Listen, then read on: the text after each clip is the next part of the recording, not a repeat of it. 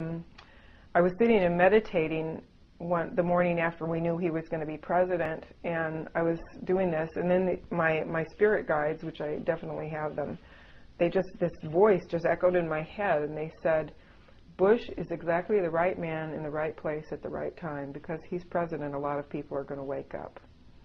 And that they were absolutely right. Mm-hmm. He was a catalyst for awakening. So, and then a negative catalyst. A negative, yes. Yes. Mm-hmm. And at that point, because he initiated the Patriot Act, and I was afraid he was going to try to undermine all of our constitutional rights and actually take them away, my PTSD got worse. It got so much worse that I had to seek some kind of therapeutic help to deal with the PTSD. So I opened back up to looking at the experiences, but instead of chasing around trying to find answers, I went through a therapeutic process to try to heal the post-traumatic stress and deal with the emotional fallout of the experiences. Okay. Once I began to calm that down a little bit, then I was ready to look more and find out more of what happened. So at this point, you did go into to see a regressionist? Yeah, I saw Gloria Hawker, who has her own book. She wrote Morning Glory, Diary of an Alien Abductee. She was also associated with Bud Hopkins. And I met her at the Aztec UFO Symposium in, I think, what was it, 2003. And I liked her, and she seemed trustworthy, and so I wanted to have more work done with her. Okay. And so kind of picking up where I had the injection and went into shock, when I looked at the situation with her, that's when I found out I had been hauled out of the motel room that night at gunpoint, and that's explained the level of terror I felt in the session with Bud. And then also after the injection happened, suddenly there were 2 security guards on either side of me, and they were pulling me off the table, and we went out a different doorway than the one I had entered that little examining room. And we went down a very, very long staircase, very long, and I assume underground, or further underground. And at the bottom of the staircase there was a little room, and I was tossed in that room, and the door was shut after me. It was like just bare walls, like with a light bulb up in one corner. And I noticed briefly in my shock that I was going through, I noticed there was like a mirror that was like a one-way mirror, a mirror on my side and window on the other. And I thought, they're going to watch me go through this? You know, and so I went through the effects of the injection, and I don't know how to explain it. It didn't seem to hurt. I don't remember pain. But I do remember feeling like I was going to dissolve at the molecular level. And I was afraid of this feeling, and so I laid on the floor and I just curled up in a ball and I screamed, and I don't know how long. I just know a certain amount of time passed, and the effect of the injection seemed to subside, and I was laying there exhausted on the floor. And then the 2 security guards came in and took me out, and there were 8 people that had been watching, sitting in chairs, and both security guards sexually assaulted me while these 8 people watched. And I just left my body. You know, I didn't know what else to do. There was nothing I could do. There was a fraction of my attention on the guns in the room, and I thought, if one of these so-and-sos, I'll just say be nice, drops their guard for 1 second and I get a hold of one of these guns, everybody in this room is going to have their brains splattered on the wall. Because I was so angry about what was happening. I was equal measure of rage and terror. Okay. But I didn't get that opportunity. So I just like checked out. You know, whatever happened, happened. I checked out, you know, and just. So how did it end? How did you, you know, do you remember, or was that part of the recall at that point? Do you remember going back up the stairs, for example? I don't remember going back up the stairs. I just remember the rapes happening, and then it seemed like we moved to a different scenario that happened during that similar time. And okay, when you say a different scenario, did you are you saying that, because I know that you mentioned something to me that something happened again at a later date. So this incident that we say you dragged out of your hotel room ended in this way. Somehow we don't know, you know, you getting back on the bus and so on and so forth. You didn't kind of go over that. But how did you get to the next incident? Or when did the next incident happen in your understanding?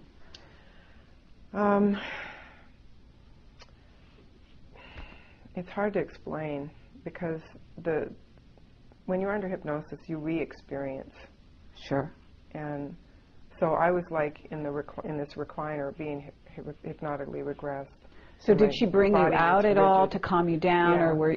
She didn't really bring me out. She just said, "Let's move on to something else." And I have the transcript in my book. Sure. And I apologize because this is really hard to even recall, even listening to reading my transcripts, and even listening. You know, there's just something in my mind. A woman under sexual assault, you just don't even want to think about it. Understand. Because it's traumatic. And you were quite young. You were like 24 or something? 25. I was 25 when that happened. Okay, but can we move to the next incident? So what happened at that point? Did you go back to work, to your knowledge? Yeah, I did go back to work. With no memory, assuming no memory, because it didn't surface. Okay, now I remember what happened was they took me out of that situation and they took me back to my motel room. But before they took me back to my motel room, they actually injected me with something to knock me out. Okay. So it wasn't the injection that they locked me in the room to watch, but it was another drug that they used to just knock me out so that when I woke up, I would be in my motel room. Okay. And may have been something also to mess with my memory.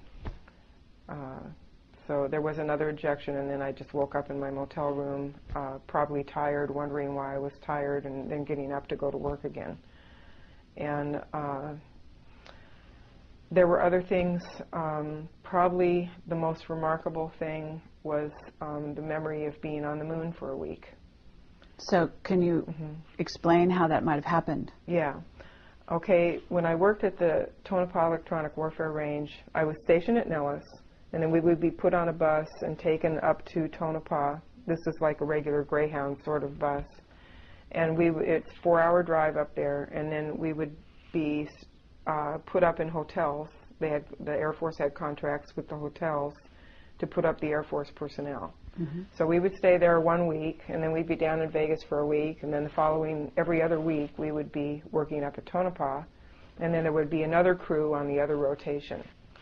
And so that moon week, I was up at Tonopah, and they took me out of the motel room in the middle of the night and put me on one of the saucers with a couple other guys, and took us there to the moon.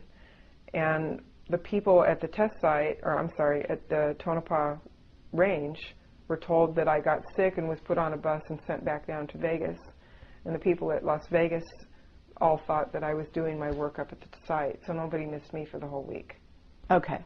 So you went, how did do you recall, the flight in the saucer, let's say? I recall some of it. It was very hard to really get a sense of time. For some reason, 20 or 30 minutes straight stays in there.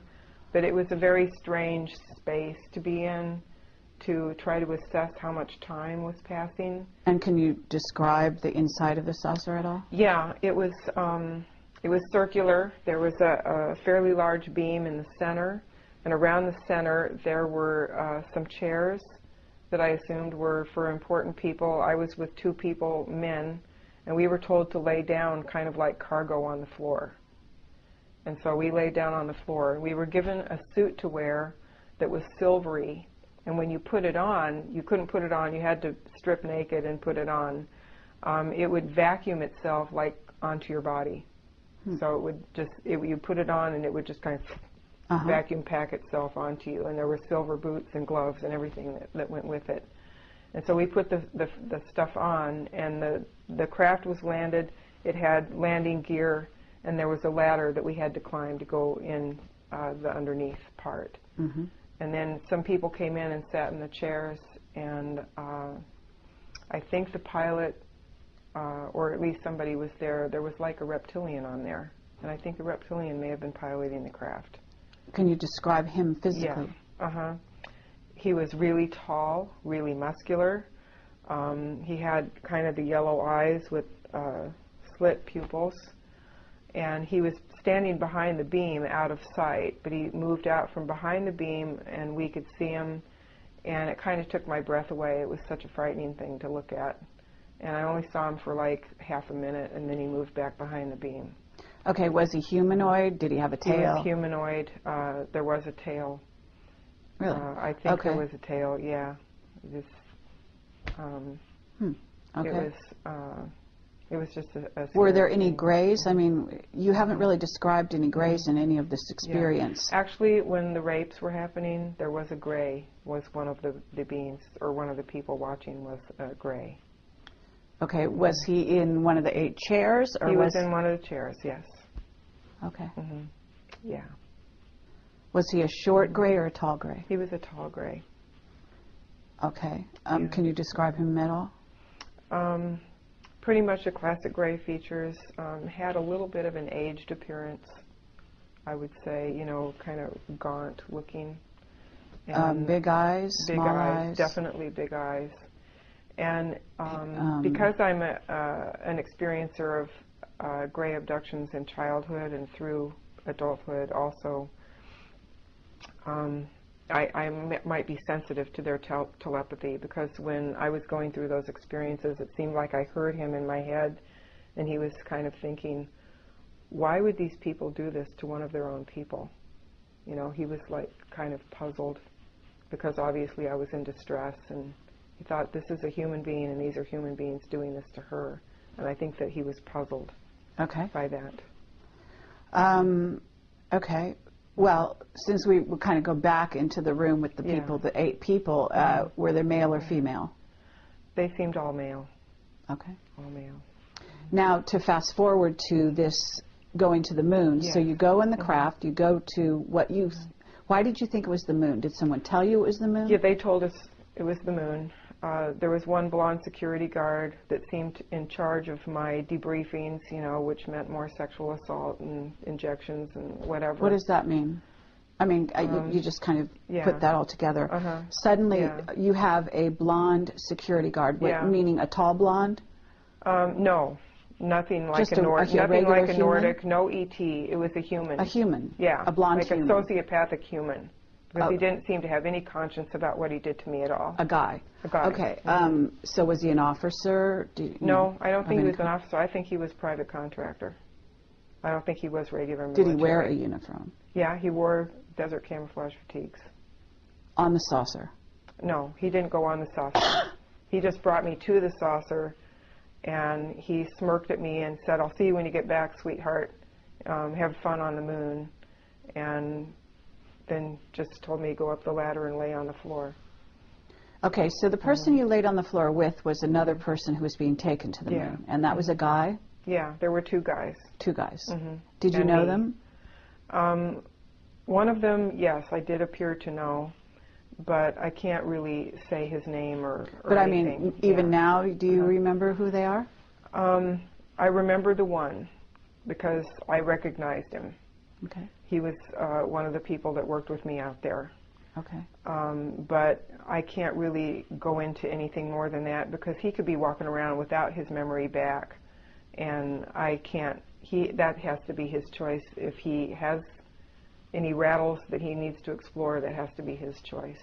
Sure. So absolutely. I have to leave him out of that. Okay. So what happened when you went to the moon? Did you see the moon? You know, did you see the external